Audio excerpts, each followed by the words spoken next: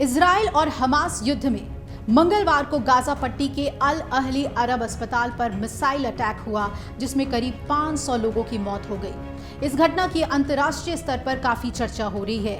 यह हमला Israel, Hamas या फिर इस्लामिक जिहाद में से किसने किया, ये अभी साफ नहीं हो सका है। सभी एक दूसरे पर आरोप लगा रहे हैं और इस हमले के बाद से ही दुनिया भर में इस अटैक की निंदा हो रही है। कई देशों ने इस मामले पर इजराइल को घेरा, तो इसके बाद इजराइल ने अपनी ओर से सफाई दी। इजरायली आर्मी का कहना है कि इस हमले के पीछे फिलिस्तीनी इस्लामिक जिहाद का हाथ है।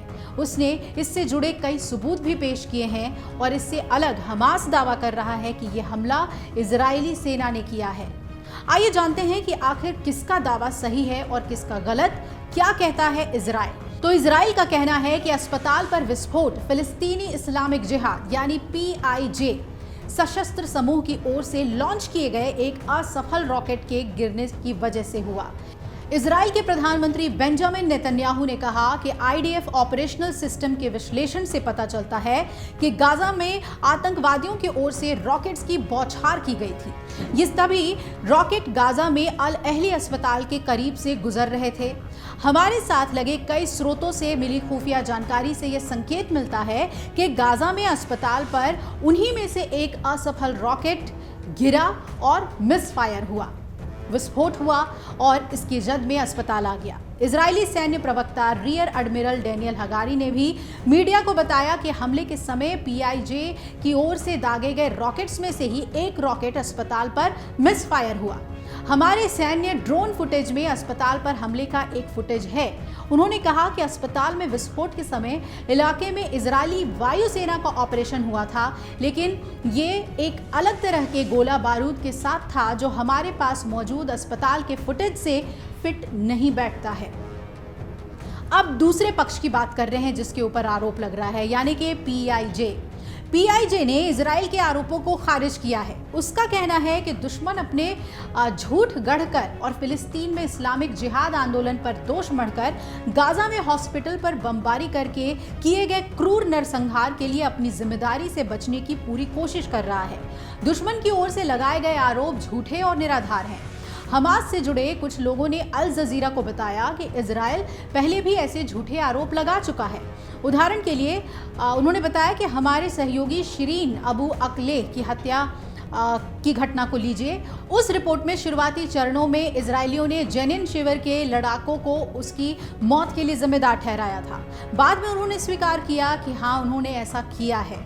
दोनों पक्षों के दावों के बीच BBC ने अल जजीरा के वीडियो फुटेज, स्टिल इमेजरी मौके पर जाकर एकत्रित की और प्रत्यक्षदर्शियों से भी बातचीत की और ये जानने की कोशिश की कि आखिर सच क्या है। BBC ने विस्फोट से जुड़े वायरल फुटेज को करीब 20 हथियार एक्सपर्ट को दिखाया और ये जानने की कोशिश की कि क्या इसी से अस्पताल में तबाही मची है। इनमें से 6 से बातचीत हुई, लेकिन कोई ठोस परिणाम नहीं निकला। 3 एक्सपर्ट्स ने तो ये बताया कि ये उस चीज के अनुरूप नहीं है जो आप बड़े हथियारों के साथ एक सामान्य इजरायली हवाई हमले में उम्मीद करते हैं। अमेरिका के वेंडरबिल्ट यूनिवर्सिटी के सहायक प्रोफेसर गैनन का कहना है कि जमीनी विस्फोट छोटे प्रतीत होते हैं। इसका मतलब यह है कि प्रभाव से उत्पन्न गर्मी किसी हथियार के विस्फोट के बजाय बचे हुए रॉकेट ईंधन के कारण हो सकती है।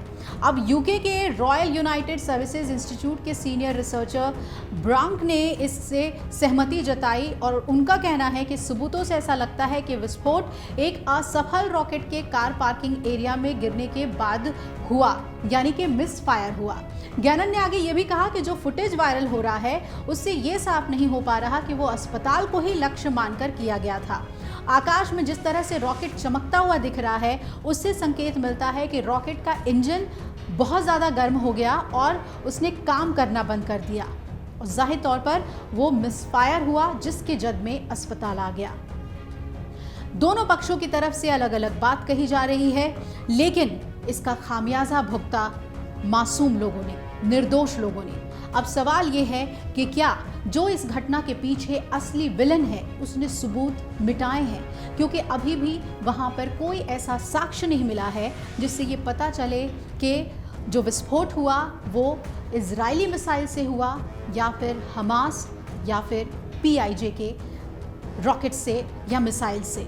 इससे ये साफ होता है कि ये कोई साजिश भी हो सकती थी। अगर आप ये वीडियो YouTube पर देख रहे हैं तो हमारे चैनल को सब्सक्राइब करें और बेल आइकन को दबाना ना भूलें। अगर आप Facebook पर ये वीडियो देख रहे हैं तो हमारे पेज को लाइक करें।